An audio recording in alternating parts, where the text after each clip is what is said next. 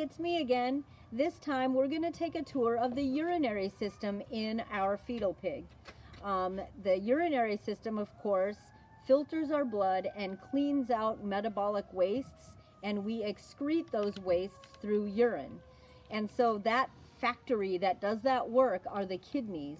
And so these two kidney bean shaped organs that are at the back of the pig's abdomen are the kidneys.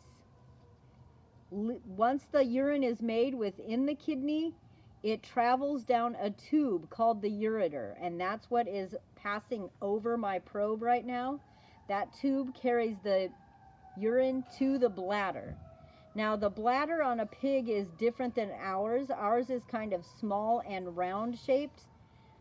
On the pig, it's kind of oblong, and it's located between these two arteries called the umbilical arteries that are connected to the umbilical cord that connected this baby to its mother. But there is the bladder, and then urine is released through the urethra. So if we lift the bladder up this way, we can see that the bladder leads down to this tube right here, which is the urethra, which joins with the vagina to become the urogenital canal, and then it comes out just beneath the anus above the genital papilla right there. Yeah. So I have my probe right now in the urogenital canal. For this female, someday, if she had survived to produce her own children, she passes urine out of that orifice as well as her offspring.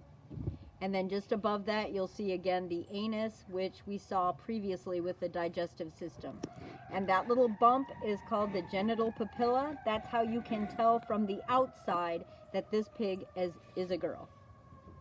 Hi, today we're going to look real quickly at the reproductive system of our pigs. I picked one girl and one boy, and you should be thankful you didn't have to watch me slice through the scrotum to liberate the testicles, because I know that might make about half of you fairly uncomfortable.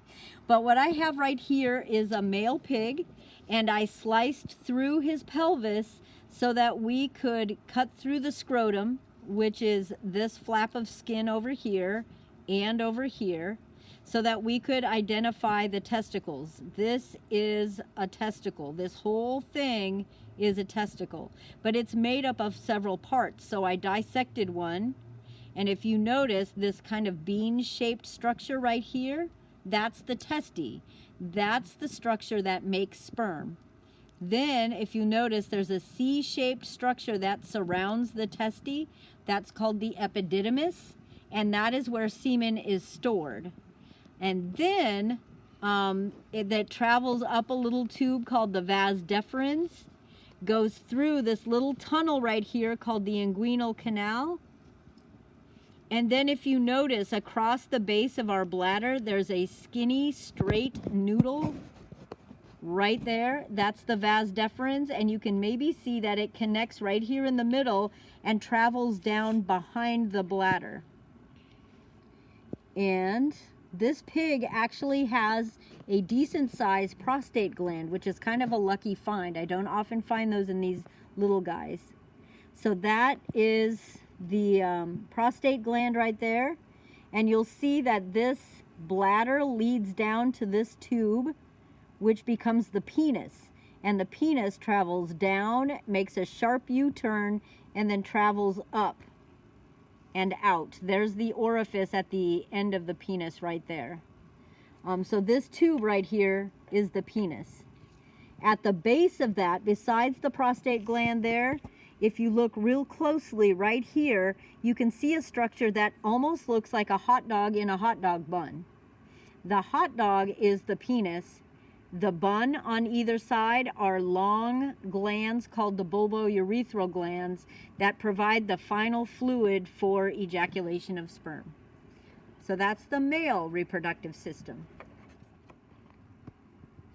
Okay, here I am back again, and we're still doing the reproductive system, but this time we're focusing on the female pig. Again, just to orient you, Because I removed all of the guts, it kind of looks different here. But this is the urinary bladder, and these pink tubes on either side are the umbilical arteries that lead to the umbilical cord that was attached to the mom. But at the base of the bladder, just like we had in the male, there is kind of a ribbon that goes across the base of the bladder, but it's not a vas deferens. In this pig, it's called a uterine horn, because we as people usually only have maybe 1 or 2 babies at a time, whereas a pig can have up to 15 to 18 babies at a time.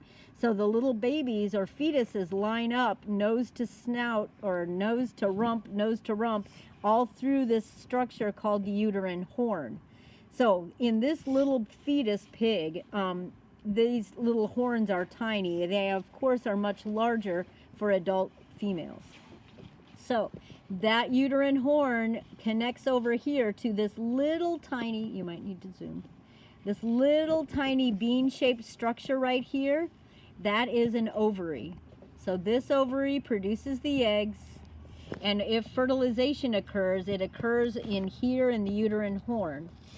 At the base of the uterine horn, and this is the ovary on the other side. This pig is so little, I'm not sure we can see the fallopian tubes. Yeah, we can. That little micro squiggle right there, little tiny knot of noodles, is the fallopian tubes. And so the egg travels through the fallopian tubes where fertilization occurs, and then it implants in the uterine horn. Then when it's time to deliver, the fetuses go out one at a time through the uterus, which is at the base of this bladder, kind of in the space behind it. And then if I lift the bladder up, you'll remember that I told you that the bladder directly leads to the urethra. But if I pull it off to the side, you can see that there is another tube behind the urethra. That's the vagina. And then you'll notice right about here, the two join together. So a pig doesn't have a separate urethra and a separate vagina opening to the outside. It's only one opening. So the urethra right here joins with the vagina right there to become the urogenital canal. On this pig, it's about 1 centimeter, which then means that the babies would come out of the urogenital orifice right here by the genital papilla.